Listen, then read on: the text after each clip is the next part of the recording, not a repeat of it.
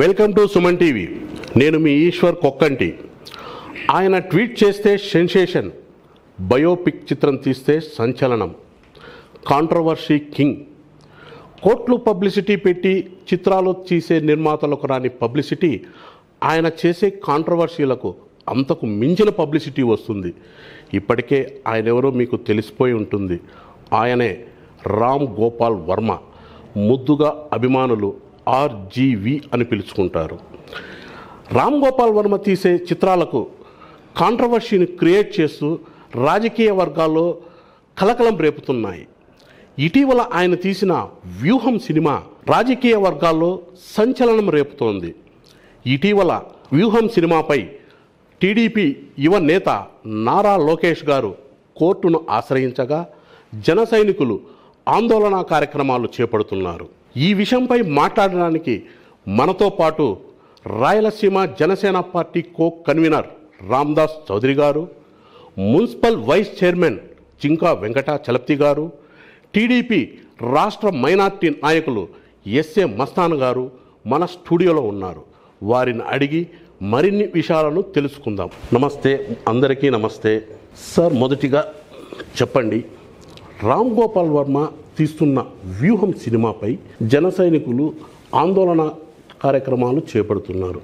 అసలు ఈ సినిమా పట్ల మీ అభ్యంతరాలు ఏంటి? తను రాజకీయంగా తన పాలసీస్ మీదనో, తను నమ్మిన వైఎస్ఆర్సీపీ గురించో, లేకపోతే తను నమ్మిన నాయకుడు జగన్మోహన్ రెడ్డి గారి గురించో గొప్పగా తీస్తే మాకు ఎటువంటి అభ్యంతరం లేదు. కానీ మా నాయకుడు పవన్ కళ్యాణ్ గారిని, వారి వ్యక్తిగత జీవితాన్ని, అట్లాగే తెలుగుదేశం పార్టీ అధినేత చంద్రబాబు నాయుడు గారిని, యువ నాయకుడు లోకేష్ గారిని వ్యక్తిగతంగా వాళ్ళ వ్యక్తిగత జీవితాల్లోకి చొరబడి విమర్శించటము, సినిమా తీయటము మాకే కాదు సామాన్య ప్రజలకు కూడా తీవ్ర అభ్యంతరకరం. ఎందుకంటే ఇప్పుడు సినిమా ఫీల్డ్లో రామ్ గోపాల్ వర్మ స్థాయి ఏందో, అతని బ్రతుకు ఏందో చిత్రసీమలో అందరికీ తెలుసు. ఎందుకంటే నిజంగానే ఇప్పుడు జగన్మోహన్ రెడ్డి గారి మీదనో, లేకపోతే వైసీపీ నాయకుల మీదనో సినిమా తీయదలుచుకుంటే ఈరోజు చిత్రసీమని ఏళ్తా ఉండేది మెగా కుటుంబం, నందమూరి కుటుంబం. వాళ్ళ ముందర వాళ్ళు హస్తికమసాత్రమైతే ఈయన చిన్న దోమగొత్తో సమానం. కానీ వాళ్లకు సాంప్రదాయము, సంస్కృతి, సంస్కారం అడ్డం వస్తాయి కాబట్టి ఇటువంటి చిత్రాలను తీయకుండా సంయమనం పాటిస్తూ ఉన్నారు. ఈ రామ్ గోపాల్ వర్మకి మీకు చిన్న ఉదాహరణ చెప్తాను. హైందవ సంస్కృతిలో శృంగారం అనేది అవశ్యం. అటువంటి శృంగార విషయాన్ని తీసుకొని వచ్చి పబ్లిక్గా మాట్లాడటము, ఒక శ్రీమూర్తిని శృంగారంతో ముడిపెట్టి చూడటము, శ్రీమూర్తిని శృంగార పద్ధతిగానే చూడాలని చెప్పేసి నేటి యువతకు సందేశం ఇవ్వటము, ఇటువంటి కుసంస్కారైన రామ్ గోపాల్ వర్మ సినిమాలు కాకుండా మంచి సినిమాలు తీస్తారనో, కళా తపస్వి విశ్వనాథ్ గారు లాగా తీస్తారనో భావించడం తప్పు.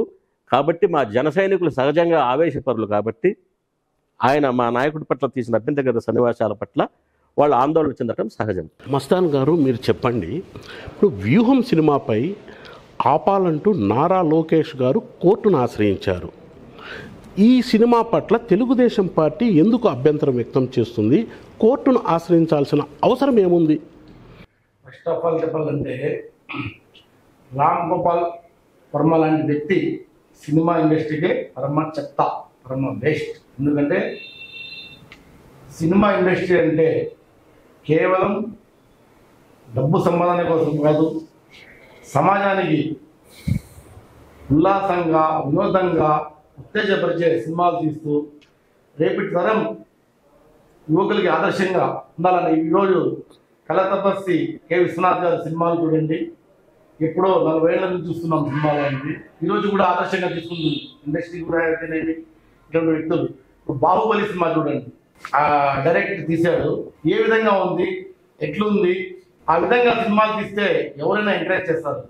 కేవలం కాంట్రవర్సీతో జీవిత చరిత్రలు, వాళ్ళ వ్యక్తిగత జీవితాలు, ఇప్పుడు నా వ్యక్తిగత జీవితం మీద ప్రశ్నించే హక్కు ఈ భూమి మీద ఎవరికి లేదు.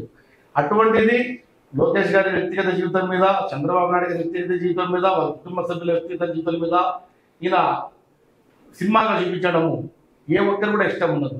ఎందుకంటే ఆయన గతంలో చాలా సినిమాలు చూశాడు. రక్త చరిత్ర అనే సినిమా తీశాడు. ఎప్పుడో అంతమైపోయినటువంటి ఫ్యాక్షనిజాన్ని అనంతపురం జిల్లా, కర్నూలు జిల్లా, కడప జిల్లా ఇటువంటి తావల ఎప్పుడూ అంతమైపోయిన ఫ్యాక్షనిజాన్ని మళ్ళా తెర మీద తెచ్చాడు ఆయన. ఆ సినిమా తీస్తానే, ఆ సినిమా రిలీజ్ అప్పుడే అనంతపురం జిల్లాలో గొడవలు జరిగి చాలా చిత్రపట సంఘటనలు ఉన్నాయి. ఆ తర్వాత యాత్ర సినిమా ఒకటి తీశాడు. దానికి ఎందుకంటే ఆయన సినిమా ఇండస్ట్రీగా పోతే ఎవరికి అభ్యంతరం లేదు. యాత్ర సినిమా తీశాడు. వైఎస్ఆర్సీపీ నాయకుడు జగన్మోహన్ గారి తండ్రి గారి మీద ఫోకస్ చేసి తీశాడు.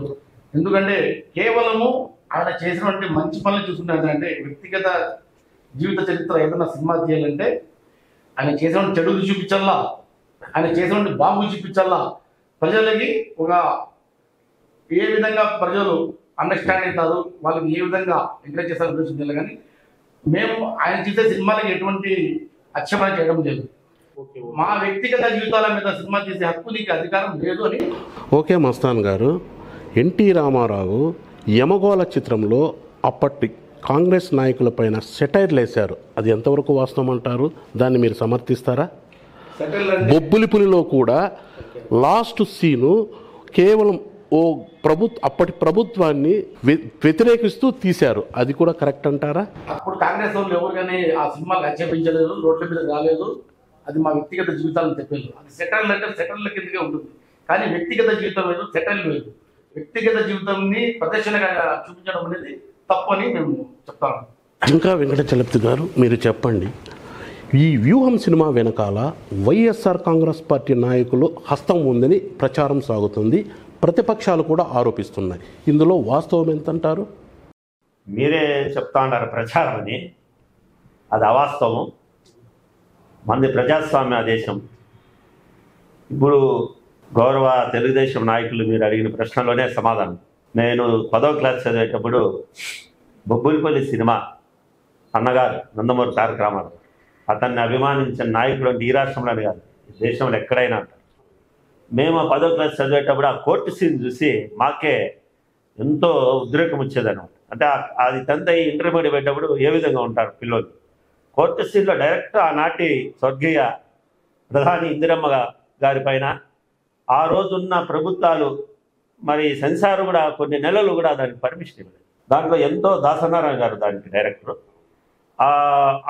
తీసిన సినిమాలంతా కూడా అప్పుడు అదేవిధంగా ఊహించుకుంటారు ఎవరైనా. సహజంగా ఏదైనా రూలింగ్ ఉంటే ఆ సినిమాలు కావచ్చు లేదా ఇంకా ఏమైనా కావచ్చు వాళ్ళపైన ఉంటారు. అదేవిధంగా యమగోళ మీరు చెప్పినట్టు. మరి కృష్ణ గారు మండలాధ్యక్షుడు తీశారు. అంటే నేను అంటున్నది ఇది మంది ప్రజాస్వామ్యం. సినిమా అనగానే చూడాలి. సినిమా వేరు, నిజ జీవితం వేరు. సినిమాకు నిజ జీవితానికి చాలా తేడా ఉంది.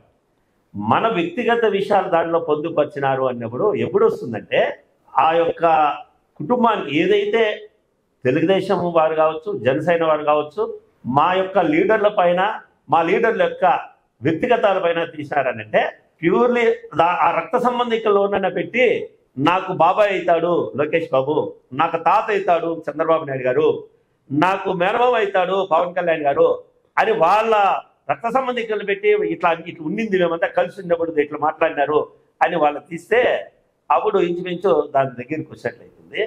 ఇది ప్రజాస్వామ్యంలో గతంలో కూడా తీసుకుంటే ఇప్పుడు లెజెండ్ చూడండి ఒకసారి. బాలకృష్ణ గారి డైలాగులు ఎట్లున్నాయి. జగన్మోహన్ రెడ్డి పేరు వచ్చేట్లుగానే ఆ హీరో ఎవరైతే వెళ్ళని ఉన్నాడో అతను జితేంద్ర అని ఏదో ఉంది దాంట్లో వచ్చే డైలాగులు కూడా చూడండి ఎట్లా ఉంటాయో. మరి అట్లా పోల్చుకుంటే అవుతుందా? మమ్మల్నే అన్నారని, చరిత్ర మేమే రాసేదని, ఫ్లూట్ చింకముందురు వాడు అనేది, బ్లడీ ఫూల్ అనేది, ఆడ జగన్ అనేది జితేంద్ర అనేది ఊహించుకుంటారు. ఊహ మాత్రమే అది వాస్తవంగా. అప్పుడు మరి వైఎస్ఆర్ పార్టీకి సంబంధించిన వాళ్ళంతా మా గురించి ఇది తీశారు, మా నాయకుడి గురించి విమర్శిస్తున్నారు, రాజకీయం మా ఇంట్లో పుట్టింది, మేమే చరిత్ర రిపీట్ చేస్తాం అని అంటే చాలా మంది ఉంటారు రాజకీయంలో చరిత్రని ఇది చేసిన వాళ్ళు. ఇందిరాగాంధీ గాలి వచ్చింది, రామారావు గారి గాలి వచ్చింది. అంత పెద్ద ఇందిరమ్మే ఎన్టీ రామారావు గారు 1982లో పార్టీ స్థాపించి 83లో అన్ని సీట్లు వస్తే ఎవరు ఆయన ఎన్టీ రామారావు అంటే సినిమా యాక్టర్ అంటే ఆయన ఫోటో తెప్పించుకొని చూసింది. అలాంటి ఆయనకే మళ్ళా కూడా ఏ విధంగా జరిగింది, ఇచ్చాపురం నుంచి మళ్ళా చిత్తూరు వరకు కూడా మళ్ళీ ఆయన కూడా ఆ విశ్వాసం కోల్పోయినప్పుడు ప్రజల్లోనే తెలుసుకుంటానని రావడం కూడా జరిగింది కదా. ఇవంతా మనం సినిమాలుగా చూడాలి. మరి కేవలం వాళ్ళు ఆ ప్రచారము వాళ్ళు మా గురించే తీస్తున్నారని వాళ్ళు అనుకుంటున్నారు తప్ప ఎవరి గురించి తీసేదైతే కాదు. ఓకే చలపతి గారు, ఇప్పుడు మీరు పవర్ స్టార్ అని ఒక చిత్రం వచ్చింది, ఆర్జీవి తీసిన చిత్రం. 2 అమ్మ రాజ్యంలో కడప బిడ్డలని ఇంకో చిత్రం వచ్చింది. ఓకే, ఈ 2 చిత్రాలు చూసిన వాళ్ళు ఎవరైనా దాంట్లో పాత్రధారులు ఎవరనేది చిన్న బిడ్డను అడిగినా కూడా చెప్తారు. పవర్ స్టార్లో పవన్ కళ్యాణ్ పాత్ర పోలిన వ్యక్తిని పెట్టడం, కమ్మరాజ్యంలో అమ్మ బిడ్డల్లో ఎన్టీ రామారావు పోలిన వ్యక్తిని పెట్టడం, ఇది మంచి పద్ధతి అంటారా? దీని వెనకాల మీ పార్టీ నాయకుల హస్తం ఏమీ లేదంటారా? 100% పార్టీకి సినిమాకు సంబంధమే ఉండదు. పార్టీలో ఎవరన్నా మా ఎమ్మెల్యేలో, మా మంత్రుల్లో, మా ఎంపీలో, డైరెక్టర్లో, నిర్మాతలో దానికి ఇచ్చేసింటే అప్పుడు మా పార్టీని మేము మైలేజ్ పెంచుకునే దానికో, లేదంటే వాళ్ళని రాజకీయంగా వాళ్ళని అడగదొక్కేదానికో, లేదంటే వాళ్ళని ప్రజల్లో వాళ్ళ వ్యక్తిత్వాన్ని చెడ్డగా చూపించేదానికి అవుతుంది. వాళ్ళ సినిమాలో అది డైరెక్టర్లు, నిర్మాతలు ఒక స్టోరీని పట్టుకుంటారు, వాళ్ళని పెడితే మనకు కొంచెం బాగా హిట్ అవుతుంది అని తీసుకుంటారు. అది సినిమా పూర్వక ఆ విధంగా ఎత్తుకుంటే 138 కోట్లు భారతీయులు ప్రతి రాష్ట్రంలోన వాళ్ళకి సంబంధించి తీస్తాంటారు. ఇంక అందరూ ఏం చేయాలి, రోడ్లకి వచ్చారు, వాళ్ళ అభిమానులు రోడ్లకి వచ్చేస్తారు. ఇప్పుడు సినిమాల్లో కూడా ఎత్తుకుంటే ఇప్పుడు మేము కూడా నందమూరి తారక రావు అభిమానులనే. మేము ఇప్పుడు వైఎస్ఆర్ పార్టీలో ఉన్నామని రమణ ఇప్పుడు కూడా 2 చేయాలి మనకు తెలియకనే వెళ్ళిపోతాయి రాముడు కనబడితే. కానీ ఈ సినిమాలు తీసిన నిర్మాతకి మీ పార్టీతో సంబంధం ఉందని ప్రతిపక్షాలు ఆరోపిస్తున్నాయి. ఇందులో వాస్తవం ఎంతండి? అదే ముమ్మాటికి అవాస్తవం. అది అతని డైరెక్టరు, మేము పొలిటీషియన్స్, మాకు వాళ్ళకి ఎటువంటి ప్రొడ్యూసరు ఎటువంటి పరిస్థితులు వాళ్ళకు కూడా మాకు కూడా ఎటువంటి సంబంధాలు లేవు. ఊహించుకునేవాళ్ళు, అనుకునేవాళ్ళు ఏమైనా ఊహించుకోవడంలో ఊహించుకోకూడదు అనే చట్టంలో ఆడలేదు కదా, ఎవరిని కూడా మనం కట్టడి చేయలేము. సరే రామదాస్ చౌదరి గారు, మీరు ఒకటి చెప్పండి. మన రామ్ గోపాల్ వర్మ ఒకటి అంటాడు, నా సినిమాలు చూస్తే చూడండి లేకపోతే చూడొద్దండి. ఇప్పుడు మీ తెలుగుదేశం కానీ జనసేన పార్టీలు కానీ ఆ సినిమాలు చూడకండి ఆయన చెప్పేది, దానిపైన మీరు ఎట్లా స్పందిస్తారు?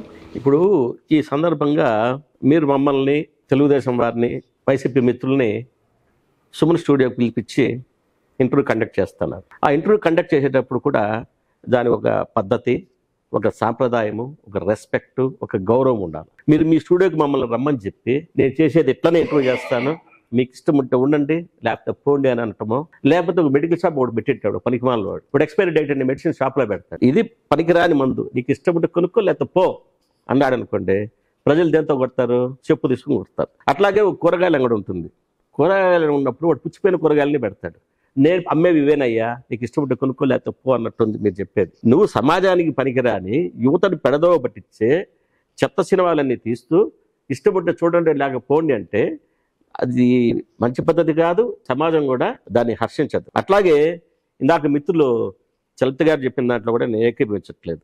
ఎందుకురా అంటే సినిమా నిడివి అనేది దాదాపు 2.5 గంటల నుంచి 3 గంటల వరకు ఉండే నిడివిలో 1-2 డైలాగులు నవ్వుకోవటానికో, 1-2 డైలాగులు సందర్భాన్ని అనుసరించుకొని చెప్పడంతో అది ఎవరికి పెద్ద హర్ట్ అయ్యే విషయం కాదు. కానీ ఇక్కడ వాళ్ళ జీవన నేపథ్యాన్ని, వాళ్ళ వ్యక్తిగత జీవితాన్ని, వాళ్ళ రాజకీయ పార్టీకి సంబంధించిన విషయాల్ని, రూపాలను కూడా సేమ్ యాజ్ ఇట్ ఈస్ రూపాలను కూడా పెట్టి మేకప్ చేసి సినిమా తీసి వ్యక్తిగతంగా వాళ్ళని కించపరచడం, వాళ్ళ మనోభావాలను కించపరచడం 100% ఆక్షేపణీయమే. మీరేమంటారు మస్తాన్ గారు ఈ రామ్ గోపాల్ వర్మ మాటల పట్ల? చూస్తే చూడండి లేకపోతే వద్దు, దీని మీద మీరేమంటారు? గత 10 ఏళ్ల నుంచి రామ్ గోపాల్ వర్మ గారు ఎన్ని సినిమాలు తీశారు, దానికి రూపకర్త లేవు. ఇప్పుడు ఒక సినిమా తీస్తే ఇండస్ట్రీకి సంబంధించిన ప్రొడ్యూసర్ ఉంటారు దాన్ని. ఇప్పుడు లక్ష్మీపార్వతి మీద సినిమా తీశారు, అతను ప్రొడ్యూసర్. ఒకసారి నేను వైఎస్ఆర్సీపీ వాళ్ళని ప్రశ్నిస్తున్నాను, చెప్పమనండి అతను ఏమైనా ఇండస్ట్రీకి సంబంధించిన వ్యక్తి, గతంలో ఏమన్నా ప్రొడ్యూసర్గా ఆయనకి ఏమన్నా చరిత్ర ఉందా? కమ్మారెడ్డి ఏదో సినిమా తీశాడు, దాని ప్రొడ్యూసర్, దాని నేపథ్యం ఏంటి?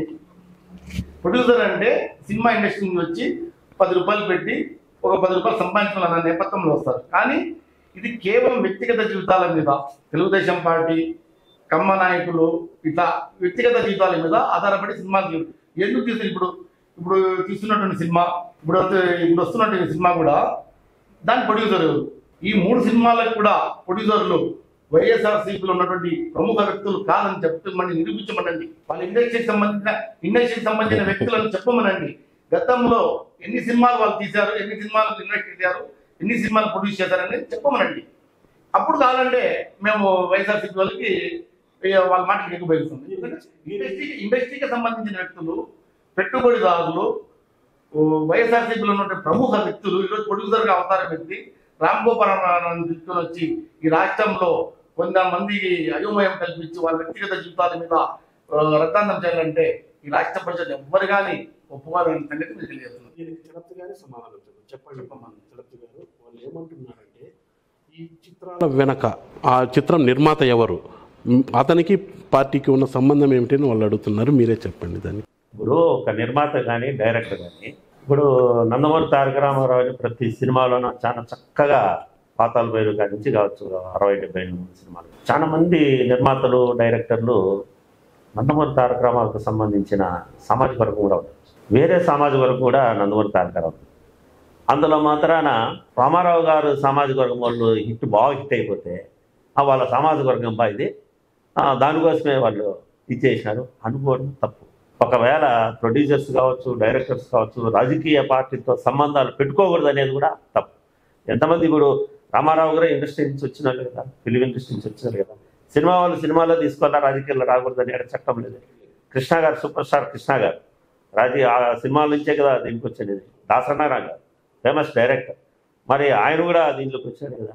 అంతలో మాత్రాన రాజకీయ నాయకులు ప్రొడ్యూసర్లుగా ఉండకూడదు, నిర్మాతలుగా ఉండకూడదు, లేదు నిర్మాతలు బంధువులుగా ఉండకూడదు, ప్రొడ్యూసర్లు బంధువులుగా ఉండకూడదు, లేదంటే ఆ నాయకులతో ఆ ఎంపీలతోనో మంత్రులతోనో ఎమ్మెల్యేలతోనే సంబంధాలే ఉండకూడదు అనేది తప్పు. ఇక్కడ ఎక్కడ కూడా మనకు ఈ కులస్తులు ఈ పనే చేయాలా, దీంట్లో ఉండారు మీరు ఇదే ఈ వ్యాపారమే చేసుకోవాలా, లేదు మీరు రాజకీయంలో ఉండాలి, మీరు రాజకీయం మాట్లాడాలి, అదే చాలా తప్పు. అంత సంబంధాలు ఉన్నంత మాత్రాన వాళ్ళని డిగ్రేడ్ చేసి తీశారు అనుకునేది మీరు మొదట్లోనే అన్నారు ప్రచారం అని. అది ప్రచారంలో భాగమే. చెప్పండి స్వామి గారు చెప్పండి. ఏవో చెప్తున్నారు, మేము చెప్తున్నాం ఏమంటే ఈ 3 సినిమాల నిర్మాతలకి గతంలో సినిమాలు తీసిన అనుభవం ఉందా, సినిమాలు పెట్టుబడి పెట్టిన అవసరం అనుభవం ఏమన్నా ఉందా, వాటి గురించి ఎవరైనా అడుగుతున్నాం మేము. ఎందుకంటే ఈరోజు మీరు తెలుగుదేశం పార్టీనో లేదంటే అంటే మీరు చెప్పేది అనుభవం లేకపోతే సినిమాలు తీయకూడదని కాదండి మేము చెప్పేది. కేవలం ఇటువంటి కాంట్రవర్సీ సినిమాలు ఎందుకు తీస్తున్నారు అంటున్నాము. ఎందుకంటే మీరు డబ్బు పెట్టుబడి పెట్టాలంటే ఎన్నో వినోద కార్యక్రమాన్ని సినిమాలు తీయచ్చు మీరు, కానీ ఇటువంటి ఈ 3 నిర్మాతలు కూడా వైఎస్ఆర్సీపీలో మంచి హోదా ఉంది, మంచి పెట్టుబడిదారులని మేము నిరూపించడానికి సిద్ధంగా ఉన్నాం.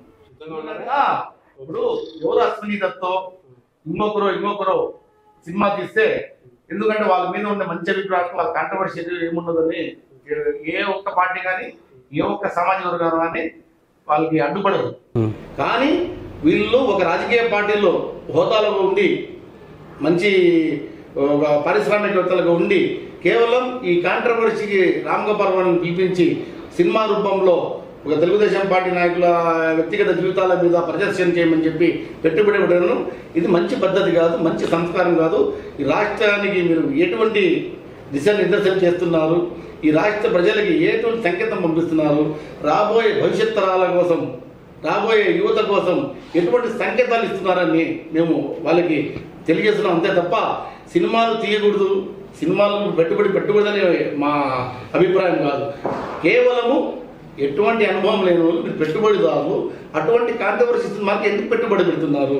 మీరు పెట్టుబడి పెట్టడానికి ఎన్ని సినిమాలు లేవు చేసేదానికి మేము అడుగుతున్నాము. ఓకే, రామదాస్ చౌదరి గారు మిమ్మల్ని ఒక క్వశ్చన్ అడుగుతా, చెప్పండి. ఇలాంటి వ్యూహం లేదా ఇంకో కాంట్రవర్సీ చిత్రాల వల్ల ఈ ప్రజలపై ప్రభావం పడుతుందా? ఈ రాజకీయంగా ఏమన్నా పరిణామాలు మారే అవకాశం ఉందంటారా? ఖచ్చితంగా లేదండి. ఏదైనా నీవు ఒక సందేశాత్మకమైన చిత్రం తీస్తే, యువతకు కానీ సమాజానికి కానీ పనికొచ్చే సందేశాత్మకమైన చిత్రం తీస్తే అది కూడా కొంతమేరకు ప్రభావం చూపిస్తుంది అంతే. ఇప్పుడు రామ్ గోపాల్ వర్మ చరిత్ర చూస్తే వంగవీటి, రక్త చరిత్ర, వరంగల్లో కొండ, అమ్మరాజ్యంలో కడపరెడ్లు అన్నీ పనికి మాలిన చెత్త సినిమాలు తీశారే కానీ అవి ఆర్థికంగా కూడా ఎక్కడ సక్సెస్ హిట్ కాల.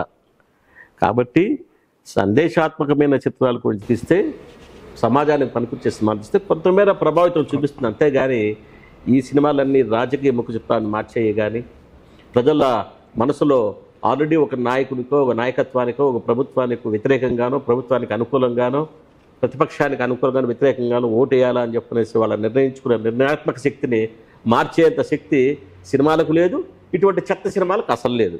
ఈ చర్చా వేదికలో మీరు మా స్టూడియోకి వచ్చినందుకు మా ముగ్గురికి ధన్యవాదాలు.